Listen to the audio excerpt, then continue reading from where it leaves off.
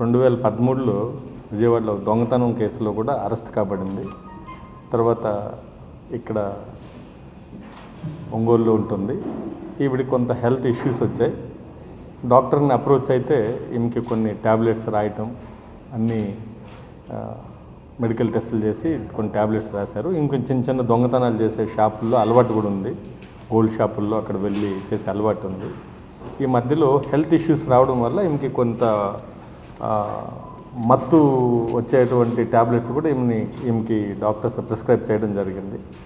So ఈ వాడే క్రమంలో ఆ నిద్ర మాత్రలు ఈమె వేసుకోవడం వల్ల ఈ ట్యాబ్లెట్స్ వల్ల నిద్ర వస్తుందనేసి ఈమెకి బాగా ఐడియా ఉంది. కాబట్టి ఈ లోపల కొన్ని సీరియల్స్ చూసే అలవాటు కూడా ఉంది ఈవిడికి. ఈ సీరియల్ చూసే క్రమంలో ఈ నిద్ర మాత్రలు 2-3 వేస్తే బాగా మైకంగా ఉంటుంది, నిద్ర లేరు. దాదాపు ఒక 10 అవర్స్ 12 అవర్స్ అని చెప్పి ఈమె అవగాహన ఉంది. అలాగే ఈమె కూడా టెస్ట్ చేసుకుంది, ఆమె మీద ఆవిడ టెస్ట్ చేసుకుంది. ఒకసారి 2 మాత్రలు వేసుకొని ఎంతసేపు లేమని చూసింది. సో ఈవినింగ్ వేసుకున్న ఒక 10 నిమిషాల్లో నిద్రలోకి జారుకోవడం, అలాగే దాదాపు ఒక 12-13 అవర్స్ మెలకు రాకపోవడం. సో ఈ ట్యాబ్లెట్స్ ఈమెని సెల్ఫ్గా ఈమె టెస్ట్ చేసుకుంది. ఇక్కడి నుంచి ఈవిడ ముఖ్యంగా ఒంటరి మహిళలు ఎవరుంటారో వీళ్ళని ఐడెంటిఫై చేసుకుంటుంది. ఈమె ఒంగోలు చుట్టుపక్కల ఉన్నటువంటి గ్రామాల్లో, ఈ యొక్క కాలనీస్లో ఈమెకి దూర బంధువులు కానీ ఫ్రెండ్స్ కానీ ఎవరిని ఉంటే వాళ్ళ ఇళ్ళకి వెళ్తుంది. లేదంటే ఈమె కూరగాయలు కోసే పని కూడా చేస్తుంటుంది. అలాగే పొగాకు కూడా ఏరడము, పొగాకుని గ్రేడింగ్ చేయడం, దాంట్లో ఈమెకి కొంత వర్క్ ఉంది కాబట్టి విలేజెస్ కూడా వెళ్తుంటుంది. అలాగే మనకు అమ్మనబ్రోలు, అలాగే త్రోవగుంట, ఈ ఏరియాల్లో ఈవిడ ఇటువంటి పనులు, ఈ గ్రేడింగ్ చేయటం ఇలాంటివన్నీ చేసేది. కొన్ని ఫంక్షన్లు కూడా వెళ్తుంటుంది. ఊర్లో ఎవరైనా చనిపోయినా, పెళ్ళిళ్ళు ఉన్నా కూడా పిల్లవని పేరెంట్ అయినా కూడా వెళ్ళిపోతుంది లేడీ. వెళ్ళి అక్కడ ఒంటరి మహిళలు ఎవరు వెళ్తున్నారో దాదాపు ఒక 75-80 ఇయర్స్ ఉన్నటువంటి మహిళల్ని టార్గెట్గా చేసుకుంటుంది. ఫస్ట్ చేసుకున్న తర్వాత వాళ్ళతో ఐడెంటిఫై చేసుకుంటుంది. ఆ విలేజ్లో ఉన్నటువంటి బంధువులు ఉంటారు ఈవిడకి, ముఖ్యంగా తెలిసిన దూర బంధువులు కానీ వాళ్ళ ద్వారా డేటా తీసుకుంటుంది. వాళ్ళకు కూడా తెలియకుండా ఈ ముసలావిడ ఇంటికి వెళ్ళి చిన్న మాటలు కలుపుతుంది. ఆ ముసలి వాళ్ళు కూడా ఎవరన్నా కొంత బాధల్లో ఉంటే ఆమెకి సానుభూతి చూపించినట్టు నటించి ఇంట్లో గిన్నెలు తోవడం, అలాగే అన్నం వండి పెట్టడం.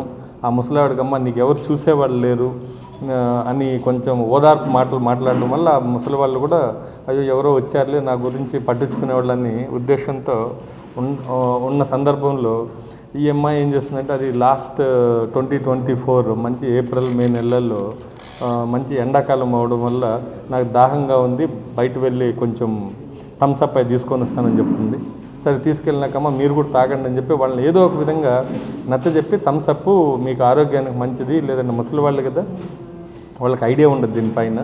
సో ఇది తాగిచ్చేదానికి ప్లాన్ చేసి ఆ కూల్ డ్రింక్స్లో ఒక 3 లేదా 4 ట్యాబ్లెట్లు వేసేస్తుంది ఈవిడ, వేసి తాగిస్తుంది. వాళ్ళు కూడా అరే ప్రేమగా తెచ్చిచ్చింది కదా అన్న ఉద్దేశంతో ఆ కూల్ డ్రింక్ కొద్దిగా తాగడంతో ఈ ట్యాబ్లెట్లు వేసినటువంటి ఈమె హెల్త్ ఇష్యూస్ కొన్నటువంటి ట్యాబ్లెట్స్ని కొంచెం ఎక్కువ మోతాదులో కొనుక్కొని దీంట్లో 3-4 ట్యాబ్లెట్స్ వేయటం, వాళ్ళు ఒక 10-15 నిమిషాల్లో నిద్రపోవడం జరుగుతుంది.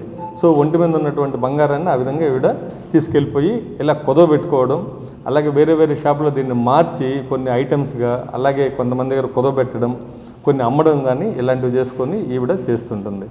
మనకు ఈ క్రమంలో ఒక 2024లో ఒక 2 కేసులు అయ్యాయి. దీంట్లో ఒకటి త్రోవగుంట పోలీస్ స్టేషన్, త్రోవగుంట లిమిట్స్లో, రూరల్ లిమిట్స్లో ఒక ముసలావిడ ఇంటికి వెళ్ళింది.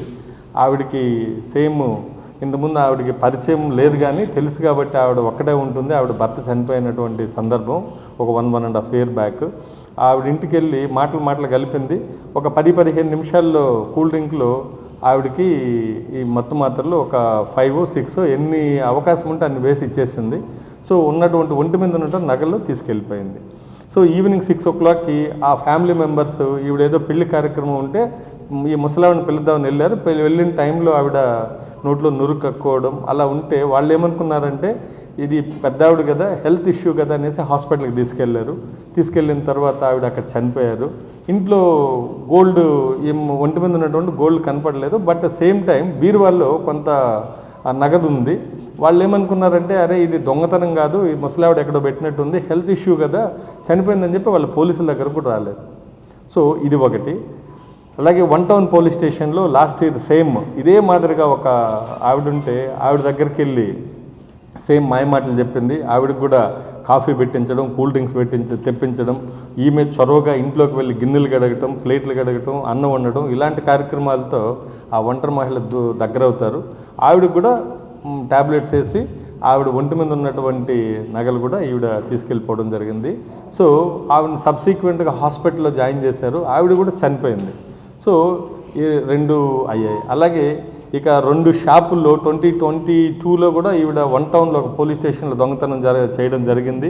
అలాగే కందుకూరులో కూడా ఇంకొక దొంగతనం, గోల్డ్ కూడా రింగులు ఇట్లాంటివి దొంగతనం చేసే అలవాటు ఉంది. చాలా ట్యాక్ట్ఫుల్గా షాప్లోకి వెళ్ళి కొనాలి అన్న కాన్సెప్ట్తో వెళ్తుంది. ఆ గోల్డ్ 1-2 చిన్నవి 1-2 తీసుకొని వచ్చేస్తుంది. వాళ్ళకు కూడా గుర్తుపట్టలేనంత విధంగా దొంగతనం చేస్తుంది. ఈ క్రమంలో దాదాపు ఒంగోలు టౌన్లో దాదాపు 9 కేసులు చేసింది. ఇలాగ మనకి ఈవిడ 9 కేసుల్లో మత్తుమంది ఇవ్వడము, దాంట్లో 2 చనిపోయారు ముసలి వాళ్ళు. వాళ్ళు కూడా ఈ మత్తుమందితో చనిపోయామన్నటువంటి ఆలోచన కూడా లేదు, ఎవరికి తెలియదు. సో రీసెంట్గా మనకు సమతానగర్లో కూడా ఒక కేసు అయింది. ఈ కేసులో ఈమె మందు తాగించడం, ఆ కూల్ డ్రింక్స్ ఆ గ్లాసు మీద అంతా కూడా వేలిముద్రలు ఇవన్నీ రావడంతో ఎవరో మనిషి మనకు తెలియదు కానీ సో ఇవన్నీ మనం కలెక్ట్ చేయడం జరిగింది. వేలిముద్రలు ఇవన్నీ కలెక్ట్ చేయడం జరిగింది. ఆల్రెడీ వైజాగ్లో విజయవాడలో ఉన్నటువంటి కేసుతో మనం కనెక్ట్ చేసాం ఈ ఫింగర్ ప్రింట్స్తో కూడా.